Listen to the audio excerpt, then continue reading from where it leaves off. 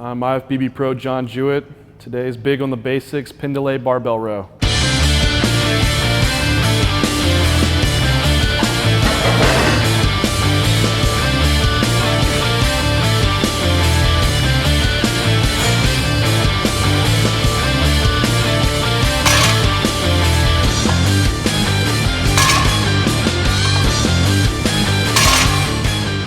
So I'm going to go through the how to do a barbell row, but the big thing is the why. So why should we do barbell rows in Pendalay style?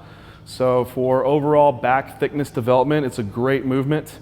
It's a big compound movement. So if you're trying to bring up lat thickness and also any type and trap thickness as well, it should be a mainstay. So for me this off season, it's one movement that I've kept in my rotation and trying to improve on.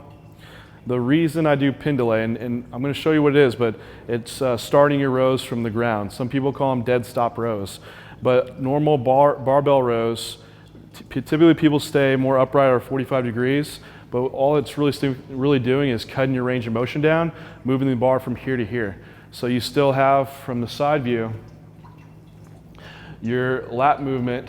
You're not able to take the muscle through the full range. You can use a lot of weight doing this, but ideally we want to bring tension throughout the full range of motion to get the most development.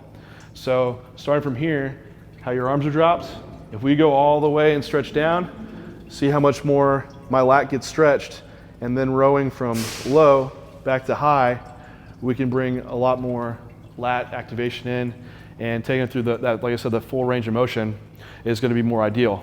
Another thing with doing a Pendalay barbell row is we take out a lot of the momentum that you generate doing barbell rows upright. Typically see guys that are starting the movement, initiating it with your lower back, and then it's finishing off at the top with your lats and traps.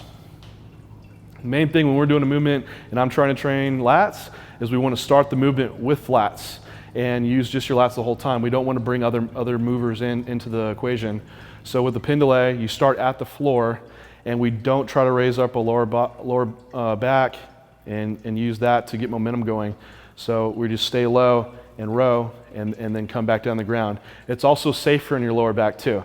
So normally when the weight's coming back down, you're going to have to stop the weight with your lower back. And if you're in a start curving your lower back, then it could put you at risk for injury. So it's also, if you have lower back problems, it could be safe for you. The only caveat to that is if you have tight hamstrings, it's hard to get in the position for it. So an alternative to do this is to put the weights on blocks and raise it up a little higher so you can stay bent over in that position. So let's go through our setup for it. So initially, from the front, you can take about a shoulder width stance. And you know, the thing with that is just saying, so we don't want to take a wide stance so our arms will get in the way of that. Grip width, it does depend on how wide you are too, but also the bar travel. So if you're looking from the front, we want our elbows to stay in line with our wrists. So if you start seeing guys rowing like this and the elbows are coming out, you're going to be using a lot of bicep. So you want to make sure that your wrist and elbow align directly at 90 degrees with the ground.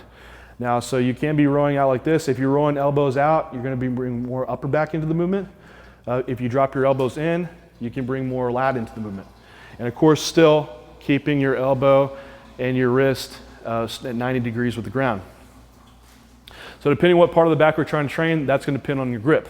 So doing the wider grip, and you're going to have to row wide to keep that elbow and wrist at 90 degrees, bring more upper back in. So I'm trying to bring more like lower lat in when I'm doing my barbell rows, so I'll take a slightly closer grip and start it almost, if you look at the rings in the bar, about 1.5 inches in with my pinky on those. When we're initiating the movement, we want to keep a neutral spine always. So you don't want to be looking straight up. Our back's nearly parallel once we're doing these. So you want to keep your head slightly looking down towards the ground. So pick a spot on the ground and you can keep looking at that. As far as your knees, we can keep a slight bend to the knees, but you're almost in the position of like a stiff leg deadlift the whole time. So to take position, we have our glutes up, my head's picking a spot on the ground. To initiate the movement, I'm going to pull with my elbows. And that's something you want to think about the whole time, because pulling with your elbows, you'll start using your back instead of your biceps. And then we're gonna pull, and we're gonna pull the bar back to our stomach, keeping the elbows and wrists at 90 degrees, and then drop the bar back down. And control the eccentric the whole time. If it slams down a little bit, that's fine. But we wanna keep our upper body from moving upward. So we don't wanna start the movement by jerking on the bar. Start by just pulling with the elbows again.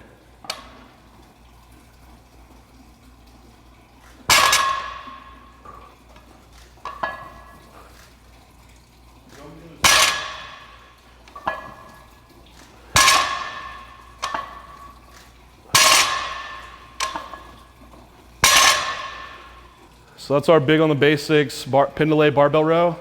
Again, if you're trying to get a little bit stricter form on your barbell row, it's a good option to go with. If you want, just remember, initiating the movement, you want to keep a closer stance. Depending on your grip width is going to depend on what part of your back you're training. If you're taking a wider grip, you're going to bring more upper back in, or a more narrow grip, you can bring more lower lat in the movement. Again, important things. Keep your elbow and your wrist at 90 degrees with the ground.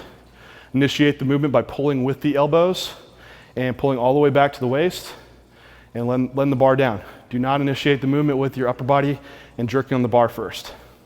If you have any more questions about the movement, go to my QAA on the Animal Pack forum. I also have my journey posted so you can follow along with my workouts. Again, get to rowing, guys.